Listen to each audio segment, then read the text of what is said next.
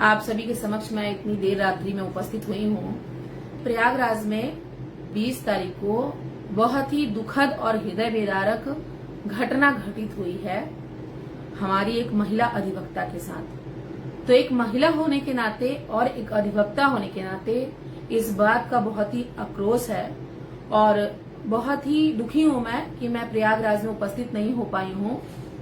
अपने अधिवक्ता भाई बहनों के साथ कंधा से कंधा मिलाकर नहीं रह पाई हूं, लेकिन जहां से हूं वहां से अपने सभी अधिवक्ता गणों से आग्रह करती हूं कि सब एकजुट हो जाएं और इसके खिलाफ आवाज उठाएं, क्योंकि हम अधिवक्ता लोग कानून के लिए सभी के लिए खड़े रहते हैं। और जब हम ही जो कानून की धाराओं के अंतर्गत लोगों को सजा दिलवाता है, लोगों की रक्षा करता है, जब वो खुद ही रक्षित नहीं है, उसकी रक्षा कौन करेगा। और क्योंकि आप सभी को शायद पता नहीं होगा, मैं आपको अवगत कराना चाहूंगी। बहुत सारे लोगों ने सोशल मीडिया पे देखा भी होगा, हमारी महिला अधिवक्ता साथी शुक्ला जी, जो कि एक सड़क दुर्घटना में घायल हो गई थी और उनको उनके साथियों ने एसआरएन हॉस्पिटल में भर्ती कराया। मतलब लेके जब वहां गए इमरजेंसी में, तो वहां के जो डॉक्टर हैं उन्होंने इतना देर लगाया, वो सो रहे थे। जब उन्होंने उनको जगाने का बुलाने का प्रयास किया तो वो नहीं उठे। तो उन्होंने कहा ठीक है, आप नहीं उठोगे तो हम इसका वीडियो बनाते हैं, क्योंकि एक जो डॉक्टर होता है, चाहे वो सरकारी हो या वो प्राइवेट हो, उसका ये धर्म होता है कि वो मरीजों को उचित समय पे उचित सहायता प्रदान करे, उनकी देख रेख करे। घायल हैं, पीड़ित हैं, बीमार हैं, इमरजेंसी में हैं, उनको वो मेडिकल सहायता पहुंचाए। क्योंकि बीएनएस की धारा 200 के अंतर्गत अगर कोई डॉक्टर किसी भी मरीज का इलाज करने से मना करता है तो वो दंडनीय होता है। बीएनएस के धारा 200 के तहत हुआ क्या था कि जो महिला सड़क दुर्घटना पे हमारी साथी अधिवक्ता है वो घायल थी। जब वो गई इलाज के लिए तो डॉक्टर एक तो इमरजेंसी से उनको देखने में देरी लगाई, उन्होंने देखा नहीं, उचित उनको सहायता नहीं प्रदान की उनके आग्रह करने पे। उसके बाद जब उन्होंने कहा कि हम वीडियो बनाएंगे, तो डॉक्टर और नर्स की टीम जितने वहां पे थे उन लोगों ने, मैं उनका नाम तो नहीं जानती हूँ, उन लोगों ने उनके ऊपर आक्रमण ही कहा जा सकता है, सर्जिकल ब्लेड से जो भी उनके पास अवेलेबल था, अपने हाथ से मुक्कों से उन लोगों ने उनके ऊपर प्रहार किया, उनको बहुत चोट पहुंचाई। और ये बहुत निंदनीय है, भर्त्सना के योग्य है। उचित समय पे उचित सहायता, जिन डॉक्टर्स को हम भगवान कहते हैं, आखिर हो क्या गया है। अब वो कह रहे हैं कि हम, क्योंकि भाई वकील साथीगढ़ बहुत रुष्ट हैं, उन्होंने इलाहाबाद के सिविल लाइन से लेके क्लब चौराहे तक चक्का जाम किया है। करना भी पड़ेगा, कानून की रक्षा जो करते हैं उनकी रक्षा आप नहीं कर पा रहे हैं तो फिर होगा क्या। आप तो भगवान हैं, कहते हैं ना कि माँ के बाद, भगवान के बाद सबसे बड़ा भगवान डॉक्टर होते हैं। कहीं ना कहीं इस बात को सोचना पड़ेगा। बहुत निंदनीय है। अब उनको चोट भी आई है, एसआरएन जैसे हॉस्पिटल में ऐसा कृत्य हो रहा है जो कि बहुत ही निंदनीय है। अब डॉक्टर्स क्या कह रहे हैं कि हम लोगों ने कहा कुछ वकीलों को बाहर जाइए, सारे वकील आ गए। क्या वकील पागल है? उनके पास और कोई काम नहीं है? कानून के रखवाले इतने क्या अशिक्षित हैं जो वहां पे वो भीड़ चाल की तरह जाके भीड़ लगाएंगे और बैठेंगे, आपको परेशान करेंगे। भाई उनका खुद का इतना काम होता है, इतना बिजी शेड्यूल होता है उनका।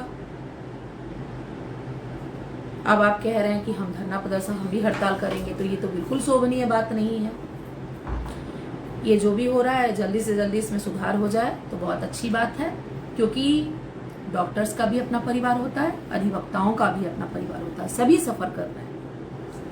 अपनी ऊर्जा जो डॉक्टर्स हैं वो इसमें क्यों नहीं लगा रहे हैं कि इतनी महामारी बीमारी फैल रही है, इतनी खतरनाक बीमारी, कैंसर जैसी बीमारी, क्यों नहीं एकजुट होकर के उसके इलाज के लिए प्रयास कर रहे हैं, कुछ खोज कर रहे हैं, कोई वैक्सीन बना रहे, कोई दवाई बना रहे हैं।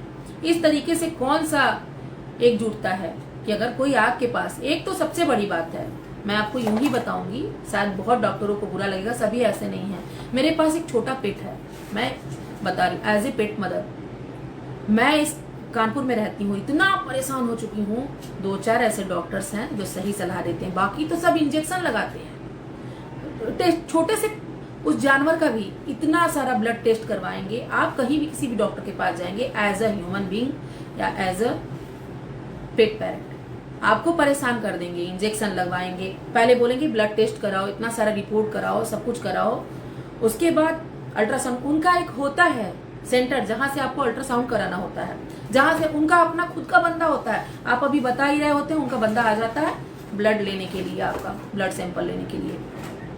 डजंट मैटर कि आपके पास कितनी राशि है और आप क्या कैपेबल हैं उसको पे करने के लिए, लेकिन उसके बाद भी परेशान हो जाएंगे, आप चक्कर लगाएंगे, उसके बाद भी आपकी बीमारी पकड़ नहीं आती। मैं खुद की आपको घटना बताती हूँ, प्रयागराज के डॉक्टरों की, नाम नहीं लूंगी मैं। मेरी छोटी भाभी जिसको स्टोन था, उसकी बच्ची पर कुछ महीने के बाद उसको स्टोन डिटेक्ट हुआ, उसका ऑपरेशन हुआ। तो ऑपरेशन के बाद मायके में उसने कराया, उसका जो स्टोन जहां से निकला था, जहां से पाइप डालते थे, वो पक रहा था, उसमें पस आ रहा था। अब वो ठीक नहीं हो रहा था, तो प्रयागराज के डॉक्टरों को दिखाया गया। प्रयागराज में जितने भी डॉक्टर्स हैं, 2-4 डॉक्टरों को दिखाया गया। किसी ने बोला इसमें टीबी के कीटाणु हैं, किसी ने बोला कह रहे टीबी की दवाई चला रहे हैं, मतलब फलाना ढिकाना, इतना इलाज कराया। बेचारी वो जिसके 2-4 महीने का बच्चा था, मेरी भाभी खुद की, डॉक्टरों के बारे में हम आपको बताते हैं, वहां से काट काट के निकाल के उसका जाता था जांच करने के लिए। वो पकड़ नहीं पाए, केवल बोलते टीबी की बीमारी, उसको दवा खिला रहे थे, उसका यूट्रस सिकुड़ने लगा था उस दवाई के प्रभाव से। आपको मैं बताऊं, हम सभी बहुत चिंतित थे कि भगवान जाने कौन सी ऐसी बीमारी हो गई, कहीं खराब बीमारी तो कोई नहीं हो गई। खराब बीमारी मतलब आप भी समझ सकते हैं, किसी दुश्मन को भी ना हो, लेकिन डॉक्टरों ने नहीं बताया। फिर उसको लेके गए हम लखनऊ में, जाके वो जब उसको दिखाया हम लोगों ने, सभी ऐसे नहीं, हम ऐसा नहीं करे सारे डॉक्टर होते, लेकिन हैं हमारे प्रयागराज के खास करके डॉक्टर्स को हम कहेंगे बहुत ही बेकार है। कुछ एक डॉक्टर ऐसे हैं जिनको बिल्कुल भी नॉलेज नहीं है कि वो क्या कर रहे हैं। फिर वो गई वहां पे लखनऊ में, उसने दिखाया, उसको पता चला उसका क्या चीज वहां पे क्या बीमारी है, वो ठीक हो गई। अभी वो बिल्कुल भी स्वस्थ है भगवान की दुआ से, और वो जो डॉक्टर वाकई में भगवान थे उनकी भी दुआ से। तो ये है प्रयागराज की हकीकत। भाई हमारे पिताजी को सीकेडी डिटेक्ट हुआ है, उनका क्रिएटिनाइन बढ़ा हुआ था। किसी डॉक्टर ने प्रयागराज के नहीं बताया कि आपके फादर को सीकेडी डिटेक्ट हुआ है, तो आप ऐसा करिए कि आप इनको एक बार दिखाइए कि मतलब अभी सीकेडी तब नहीं हुआ था, उनको उनका क्रिएटिनाइन बढ़ा हुआ था। किसी डॉक्टर ने नहीं कहा कि सीकेडी हो सकता है क्योंकि इनका बीपी और शुगर दोनों हाई है, आप इनको देखिए, अच्छे से दिखाइए। नहीं बताया उन्होंने। मेरे पिताजी को ऐसा उन लोगों ने बीमार कर दिया प्रयागराज के डॉक्टरों ने कि भाई उनको इंसुलिन लग रही है, उनको खाना नाप के दिया जा रहा है। बहुत दुखद है, ये शर्मनाक है। एक अधिवक्ता होने के नाते मैं एसआरएन के जितने भी ये कृत्य में शामिल डॉक्टर्स हैं सभी की बहुत बहुत भर्त्सना करती हूँ, और अपने अधिवक्ता भाई और बहनों के साथ हूँ, अपनी उस महिला साथी के साथ हूँ, बीइंग अ वीमेन, मैं उनके साथ हूँ, और आग्रह करती हूँ कि कड़ी से कड़ी कानून के द्वारा ऐसे लापरवाह डॉक्टरों को सजा मिलना चाहिए, क्योंकि बहुत सारे ऐसे लोग होते हैं जिनको समय पे उचित चिकित्सा ना मिले तो वो मर जाते हैं, जीवित नहीं रहते। कितना कष्ट होता है एक बच्चे को दुनिया में लाने के लिए, और समय से पहले जिसको इलाज न मिले और चले जाए तो बहुत दुख होता है। इलाज करने के बाद, सब सारा प्रयास करने के बाद अगर कोई नहीं बचता है तो फिर ऐसा लगता है हमने सारा प्रयास किया, लेकिन कोई अगर उसको अपने पास लेना ही नहीं चाहता हॉस्पिटल, पहले तो गोल गोल घुमाते हैं। अगर कोई एक्सीडेंट हो जाए तो इतना सारा सा तत्काल चिकित्सा, कहते हैं ना प्राथमिक चिकित्सा, कोई देना ही नहीं चाहता है। और एकजुटता तो ऐसी पूछिए मत। और फीस, अगर एक डॉक्टर की फीस 1000 तो दूसरे की भी 1000 ही होगी। आग्रह है भाई, थोड़ा सा इंसानियत अपने अंदर जिंदा रखिए,